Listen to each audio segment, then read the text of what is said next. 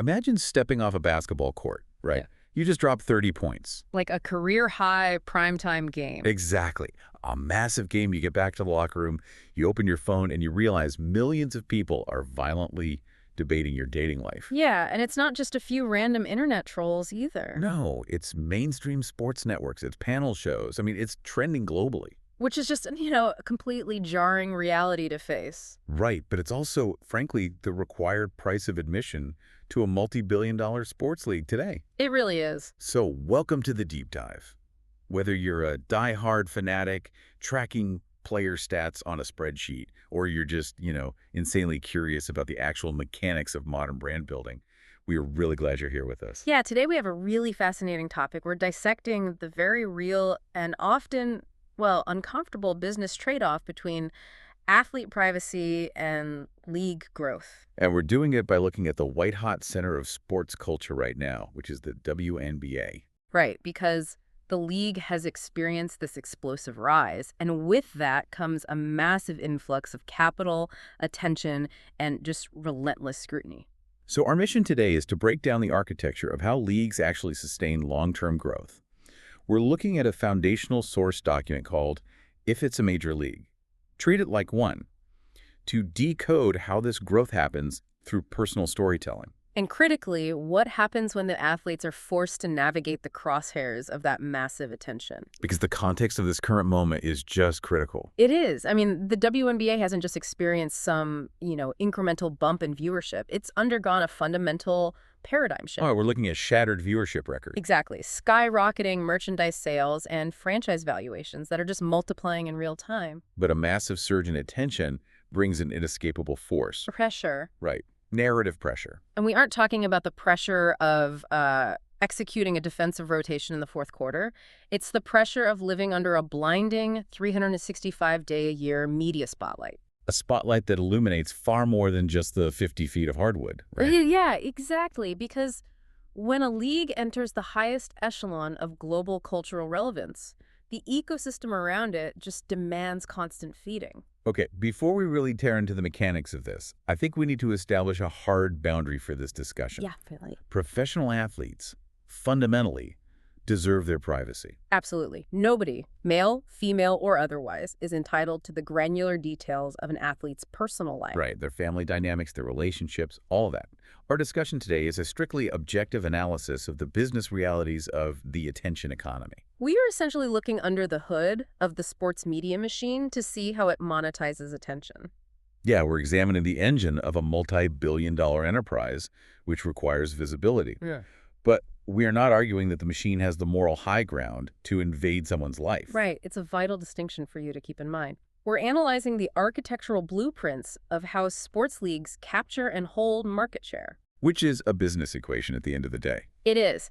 And the cold, hard business reality is that sustaining a top-tier sports property requires a level of public visibility that inherently challenges the traditional concept of, total personal privacy. So if I'm looking at this purely from a strategic standpoint, that's where the friction lies. Exactly. If privacy is a baseline right, but the league needs a massive, perpetually hungry PR machine to justify its media rights valuations, you have a conflict. A huge conflict. Like, how do you fuel the growth without cannibalizing the athletes? To figure that out, we really have to look at what actually drives the sports economy, because we like to think it's the game itself, right? Oh, sure. The raw statistics, the shooting percentages, the win-loss columns. Right, but the data tells a completely different story. Fans don't connect to statistics. They connect to narratives. Which is wild to think about because sports are so numbers-driven.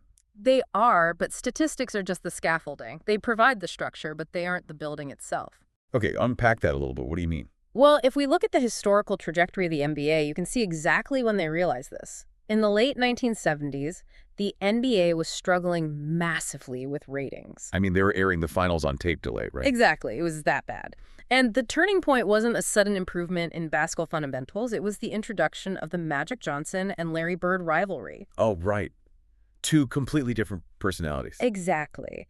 The league recognized that raw data appeals to the analytical brain, but human beings just don't form deep, multi-generational loyalties to a spreadsheet. No, we want a story. Right. So the NBA pivoted to marketing the clash of personalities, the differing backgrounds, the distinct play styles, and the inherent drama of their competition. Because sports culture is entirely built on a shared emotional experience. 100%. It's simply emotional storytelling. Wait, let me challenge that premise for a second. Sure, go ahead. If I look at the modern NBA, sometimes it feels like we aren't even watching basketball anymore. What do you mean? Like, we're watching a soap opera about cryptic social media posts, locker room tension, and off-court rivalries. Yeah, that happens a lot. So are we saying that a league fundamentally needs to manufacture, like, Real Housewives-style drama just to survive and sell TV deals? Well, no, it's not about manufacturing fake drama. It's about illuminating the genuine friction and humanity that already exists. Okay, so shining a light on what's naturally there. Right. Think about the psychological concept of parasocial relationships. Fans develop this one-sided intimacy with public figures. Oh, where they feel like they actually know them personally. Exactly. And that parasocial bond is what drives a fan to spend $200 on a jersey or renew their season tickets year after year. So they need narrative elements to build that bond. Yes. The source specifically points out what fans care about: rivalries, friendships, tension, pressure, leadership, and vulnerability. It's like reading a novel. Exactly like reading a novel. You don't just want a dry list of the protagonist's actions. You want to know why they took them and who they were fighting with along the way. You need the internal struggle. If you strip away the basketball, you are left with the core structural elements of a great story. The sports media apparatus is essentially emotional storytelling that just happens to take place in an arena. Right, but where's the line between a sports rivalry and just cheap gossip? Yeah. Because if I'm a player watching this ecosystem demand my personal storylines, my first instinct is to build a massive wall. And that instinct is totally valid. Finding that exact line is exactly where the WNBA currently finds itself hesitating. Which brings us to a really fascinating disparity in how men's and women's sports media operate. Mhm. WNBA players are, generally speaking, noticeably more guarded in their media availability than their male counterparts. They definitely are, and if we connect this to the bigger picture, we have to look at why there is hesitation. The underlying reasons are deeply rooted in cultural psychology. The source unpacks this cultural observation. As a society, we generally protect women differently than we protect men in public spaces. That makes sense. There is a deeply ingrained, almost reflexive societal instinct to shield women from aggressive, intrusive public interrogation. And that protective instinct naturally carries over into the sports media ecosystem. Exactly. It dictates the tone of press conferences and the general media coverage. But the sports media machine fundamentally subverts that instinct when it comes to male athletes. Let's look at the NFL or the NBA. Oh, it's a completely different world. The scrutiny is an absolute meat grinder. If an NFL quarterback is going through a messy divorce, it doesn't stay in the realm of celebrity gossip. No, it leads the A block on mainstream sports television. Right. You have panels of former players in suits aggressively debating whether a player's off-court domestic argument is the empirical reason his completion percentage dropped on third down. They ruthlessly dissect the personal life to explain the professional output. And the financial architecture of sports television relies on that dissection, doesn't it? It absolutely does. A network airing a daily debate show needs to fill like 15 hours of programming a week. You cannot fill that time purely by breaking down defensive coverages. No, you'd lose the audience immediately. You need storylines. You need heroes, villains, distractions, and redemption arcs. Even if it gets ugly. Even if it gets ugly. While the scrutiny placed on male athletes is often overly aggressive, inappropriate, and deeply unfair, it is fundamentally baked into the economic model of modern professional sports. The media machine expects unrestricted access to the athlete's psyche. And it monetizes the resulting drama through algorithmic engagement and advertising dollars. So I want you, the listener, to put yourself in the shoes of a WNBA player right now. You're watching an NFL quarterback get absolutely roasted globally because of his personal life. Right. Wouldn't being highly guarded feel like the only logical defense mechanism? Of course. If I see that meat grinder, I'm going to look at the microphone and say, nope, I'm only talking about how we executed the pick and roll tonight. Building a wall isn't just a preference, it's self-preservation. It is entirely logical. But, and here is the core trade-off, if that wall is the natural defense mechanism, the business problem becomes, how do you monetize a player who is hiding? You can't. And that is the unavoidable trade-off of chasing major league status. The guarded nature isn't wrong, but in the entertainment business, visibility and scrutiny are a package deal. They come together. If a league wants the massive television contracts, the global endorsements, and the cultural ubiquity that comes with being a top-tier property, it has to operate within the blast radius of major sports scrutiny. Because the bigger the spotlight gets on the court, the more intensely the shadows around the court are examined. Exactly. The spotlight doesn't just turn off when the buzzer sounds. Right. But if managed correctly, this intense curiosity is exactly what drives the business forward. Yes. Having the greatest fundamental basketball player on earth means very little to the bottom line if the audience feels absolutely nothing for them. Personality sells the sport almost as effectively as pure athletic talent. Sometimes even more so. The fans have to feel like they are emotionally invested in the person wearing the jersey. They have to feel like they know the athlete. Okay, here's where it gets really interesting. Because to foster that investment, you need to provide access. But access is a loaded term. It is a very loaded term. Think about it like a VIP all-access pass in the music industry. The fans don't just want to watch the concert from the bleachers anymore. No, they want the backstage pass. Right. They want the raw documentary showing the band arguing in the recording studio. They want the unfiltered reality. But, and this is the critical distinction, giving them the backstage pass to the concert does not mean you have to show them your bedroom. That is a perfect analogy. The backstage pass is the mechanical metaphor for modern sports PR. You can orchestrate access without surrendering your entire private life. You are strategically granting access to the process. You show the preparation, the emotional toll of a loss, the camaraderie in the locker room, and the personality traits that drive the athlete. You're letting the fans into the green room. Exactly. But, and this is a huge, but orchestrating that safe backstage pass requires a safe environment. Which brings up a major hazard. Because the online ecosystem these athletes are stepping into is heavily fractured. We have to impartially confront the dark side of visibility here. We do. We have to acknowledge why finding that healthy media balance is disproportionately difficult for women athletes. The digital arenas they operate in are fundamentally different and significantly more hostile compared to male athletes. The source material is very clear on this. When a male athlete has a terrible game, the internet won't call him a bust or say he's overpaid. Or critique his work ethic. Right. But the nature of the criticism aimed at women athletes shows a completely different, much darker pattern. How so? The criticism instantly bypasses the professional and becomes hyper-personal. It becomes more appearance-focused, deeply invasive, and relentlessly toxic. It's intensely gendered. It is. An off night on the court triggers attacks on a player's physical appearance, their personal relationships, and often just their fundamental worth. And the toxicity isn't just unpleasant. It's a structural barrier. It absolutely matters. Yeah. And it justifies why athletes might instinctively want to build a wall between themselves and the public. It does, but again, bringing it back to the business dilemma. Avoiding media engagement too heavily as a defense mechanism can unintentionally slow down star building. Right, because the league needs stars to grow. Yeah. But it feels like a total catch-22 for the listener to consider. It really is. We're effectively telling these athletes, hey, you need to give us emotional access points so we can make you an icon and raise your salaries. But by the way, the arena you're stepping into is deeply toxic and will weaponize your appearance against you. Exactly.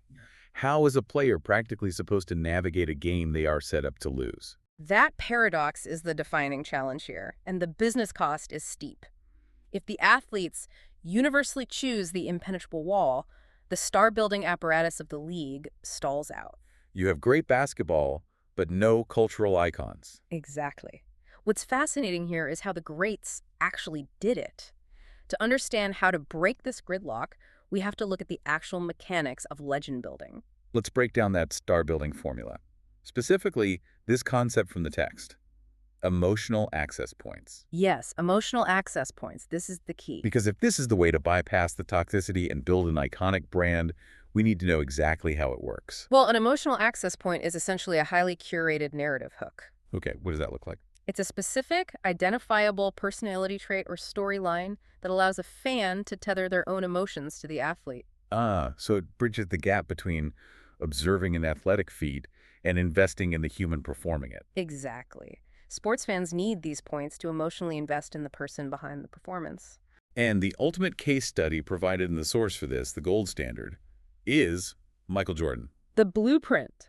If we look at how his brand was constructed, he wasn't just marketed solely through his 6 championships. No, the rings were the foundation, sure, but they weren't the entire architecture of his global appeal. He gave fans very specific, tightly controlled emotional access points. Right. Nike and the NBA didn't market Jordan as a flawless robot. They marketed his almost pathological competitiveness. They marketed his supreme confidence. His mentality, his humor, his relentless drive. Think about the flu game. The enduring legacy of that game isn't the stat line. No, it's the visual of him physically collapsing into Scottie Pippen's arms. Right. It was a narrative of sheer, uncompromising will.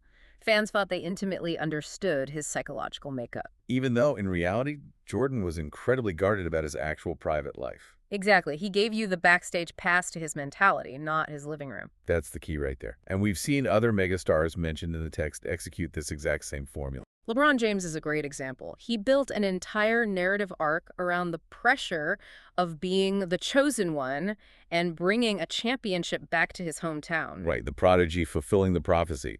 What about outside of basketball? Serena Williams is a perfect example.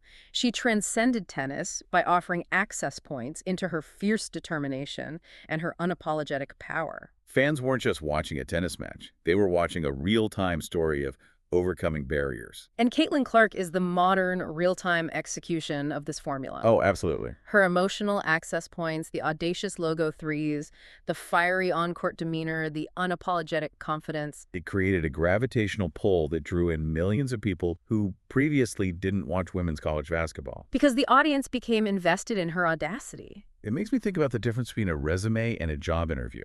I like that. How do you mean? Well, winning the championship, shooting 50% for the field, setting records, that is your resume. It proves you are qualified to be in the room. It gets you in the door. Right, but the personality, the mentality, the commercials, that is the actual job interview. That is where the fans sit across from you and decide if they actually want to hire you as their favorite player. That analogy perfectly captures the dynamic. The resume gets you respect, but the interview gets you loyalty. Stats demand respect. Stories demand loyalty. Exactly. And the WNBA is currently sitting on an unprecedented opportunity. The talent level is staggering, and the world is finally watching. The resume is flawless. Now that we understand why emotional storytelling is critical and what the risks are with the toxicity, we have to pivot to the final, most crucial piece. The actionable solutions. Right. How do leagues and teams actually fix this? What are the methods for teams to help players build brands and foster media comfort without invading their privacy? It requires a systemic overhaul in how leagues develop talent. The primary goal is not, and should never be, forcing players to expose their entire lives. There's no requirement for reality TV level exposure. None at all. Instead, the league must teach media navigation as a core component of professional athlete branding. Which means we have to completely redefine our baseline understanding of what a modern professional athlete is. We do. Today's athletes are multi-hyphenates. Right. They aren't just basketball players anymore. They're brands, entertainers, ambassadors, personalities, influencers, and storytellers. They are executive producers of their own narratives. Exactly. And because the definition has changed, the training has to change. The league has to teach a delicate balance. What does that training actually look like? Athletes must be taught how to reveal enough personality, stay completely authentic, fiercely protect their private boundaries, and still connect with fans publicly. It is the art of boundary management. Yes. If the WNBA wants to fully enter the highest echelon of the sports business, this evolution and training must happen on a league-wide scale. It sounds like we need to stop treating media availability as a chore or an obligation. Exactly. We need to start treating it as a distinct, trainable, skill like shooting a free throw. It is a technical skill. You don't just throw a rookie on the court without practice, so why put them in front of a microphone without a game plan for their personal brand? Historically, leagues have relied on natural charisma, which is incredibly risky. You need a game plan. Mastering this skill seems like the ultimate price of admission to the major leagues. It is. It's non-negotiable now. Well, this has been such a revealing deep dive. To summarize for you all listening, we started by examining the sheer velocity of the WNBA's growth and the heavy narrative pressure that inevitably follows the money. We looked at the stark differences in how men and women are scrutinized. Right, and the very valid reasons why players instinctually build walls to protect themselves from algorithmic toxicity. But ultimately, we arrived at the realization that emotional storytelling, guided by careful media training and boundary setting, is the ultimate engine for long-term league growth. So what is the final truth here? The final truth, reiterating the core thesis from the source, is that visibility inevitably comes with pressure. You can't separate them. You can't. That is simply the price of becoming a major sports league. You cannot have the massive ratings and the attention without the narrative pressure. It is the ultimate trade-off. But as we wrap up, I want to leave you with a final thought to mull over. Because this ecosystem doesn't just consist of the athletes in the leagues. Exactly. We've talked entirely about what the leagues and athletes need to do to balance privacy and storytelling. But what about us? The audience. Right. As the consumers of this emotional storytelling, how do we ensure our hunger for the backstage pass doesn't cross the line into the toxic territory that forces these athletes to hide in the first place? It's a great question. If they are the storytellers, what kind of audience are we choosing to be? Thank you so much for going on this deep dive into the business of sports culture with us. It's been great. We'll catch you on the next exploration.